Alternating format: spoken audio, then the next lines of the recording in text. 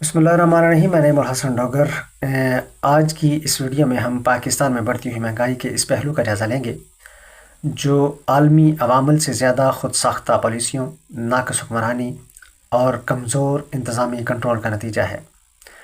روٹی، کپڑا اور مکان جیسے بنیادی حقوق کے تناظر میں یہ ویڈیو ریاست، حکومت اور ضلعی انتظامیہ کی ذمہ داریوں کو اجاگر کرتی ہے اور اس سوال کو سامنے لاتی ہے کہ عوام کے ٹیکس سے چلنے والا نظام آخر عوام کو ریلیف کیوں فراہم نہیں کر پا رہا۔ خود ساختہ مہنگائی اور ریاستی ذمہ داریوں کی ناکامی۔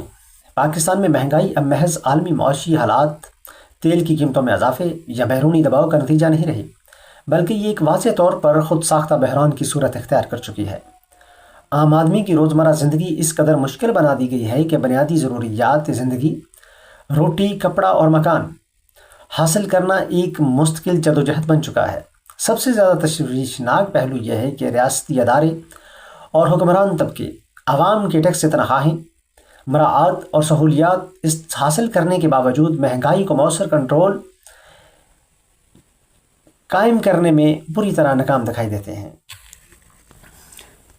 آئین پاکستان ریاست کو پابند کرتا ہے کہ وہ اپنے شہریوں کو معاشی تحفظ فراہم کرے اور ایک ایسا نظام تشکیل دے جس میں ہر فرد کو باعزت زندگی گزارنے کا موقع ملے۔ عوام جب ٹیکس ادا کرتے ہیں تو دراصل وہ حکومت پر اعتماد کا اظہار کرتے ہیں کہ یہ رقم عوامی فلاح، قیمتوں کے استحکام اور بنیادی سہولیات کی فراہمی پر خرچ ہوگی، مگر زمینی حقائق اس اعتماد کے بالکل برعکس تصویر پیش کرتے ہیں۔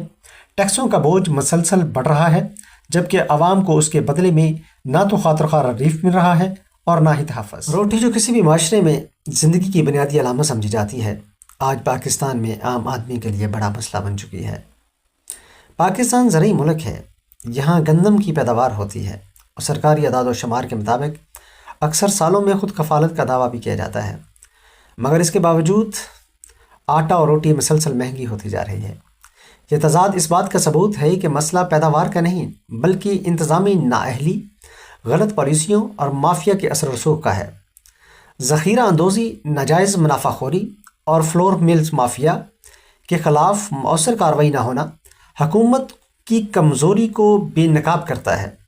ہر سال گندم کی قیمت، سبسڈی، درآمد یا برآمد کے فیصلے تاخیر کا شکار ہوتے ہیں، جس کا فائدہ چند طاقتور حلقے اٹھاتے ہیں اور نقصان کروڑوں غریب اور متوسط طبقے کو برداشت کرنا پڑتا ہے۔ کپڑا جو انسانی وقار اور سماجی شناخت سے جڑا ہوا ہے، اب صرف فیشن نہیں بلکہ ایک مہنگی ضرورت بنتا جا رہا ہے۔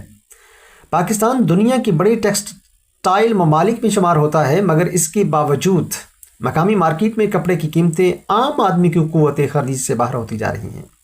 اس کی بنیادی وجہ بجلی اور گیس کی بلند قیمتیں، پیداواری لاگت میں اضافہ، ٹیکسوں کی بھرمار اور پالیسیوں کے عدم توازن ہے۔ حکومت ایک طرف برآمدات بڑھانے کے لیے مراعات دیتی ہے جبکہ دوسری طرف مقامی صرف کو مکمل طور پر نظر انداز کر دیتی ہے۔ نتیجتاً عام شہری کے لیے سادہ اور معیاری لباس بھی مہنگا ہو جاتا ہے، جو سماجی عدم مساوات کو مزید گہرا کرتا ہے، اور مکان جو ہر انسان کی بنیادی ضرورت اور تحفظ کی علامت ہے، پاکستان میں تیزی سے خواب بنتا جا رہا ہے۔ شہروں میں کرائے آسمان سے باتیں کر رہے ہیں اور دیہی علاقوں میں بھی تعمیراتی اخراجات ناقابل برداشت حد تک بڑھ چکے ہیں۔ سیمنٹ، سریا، بجلی، گیس، ٹرانسپورٹ اور رجسٹری کے اخراجات میں بے تحاشا اضافہ حکومت کی ناقص پالیسیوں کا نتیجہ ہے۔ ہاؤسنگ کے شعبے میں غیر شفاف قوانین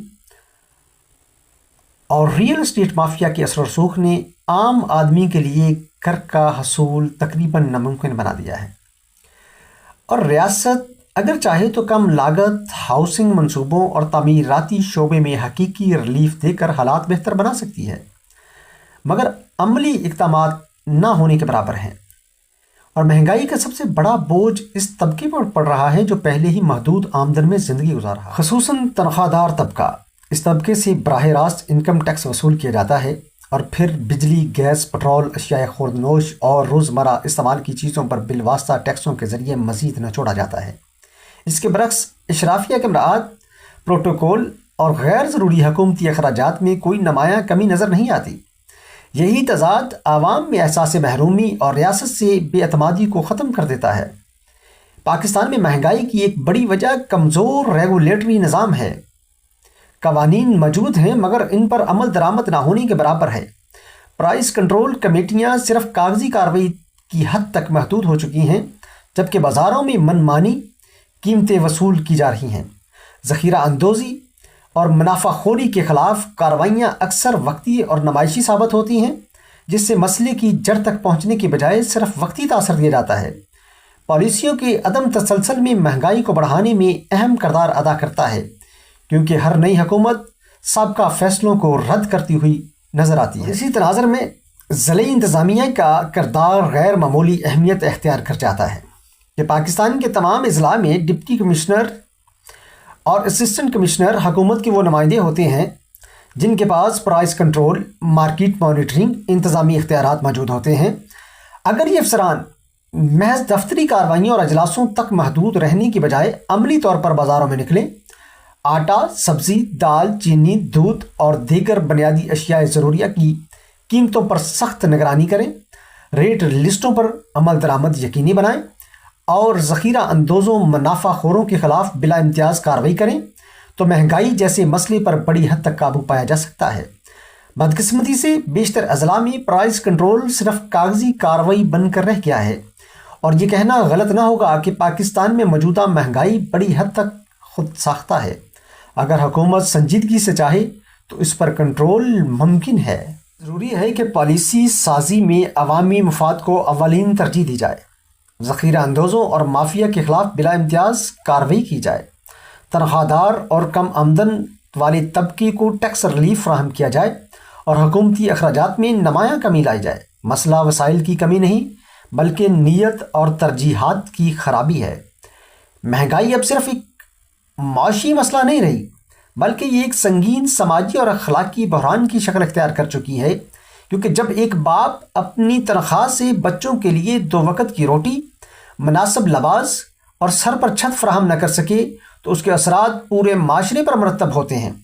ریاست کی اصل طاقت عوام کا اعتماد ہوتی ہے، اور جب یہ اعتماد متزلزل ہو جائے تو کسی بھی نظام کی مضبوطی خطرے میں پڑ جاتی ہے۔ یہ وقت ہے کہ حکومت اس حقیقت کو تسلیم کرے کہ موجودہ مہنگائی محض حالات کا جبر نہیں بلکہ خود ساختہ پالیسیوں، ناقص حکمرانی اور کمزور انتظامی کنٹرول کا نتیجہ ہے۔ اگر بروقت منصفانہ اور سخت فیصلے نہ کیے گئے تو مہنگائی کا یہ بحران مزید گہرا ہو جائے گا اور اس کے اثرات آنے والی نسلوں تک محسوس کیے جائیں گے۔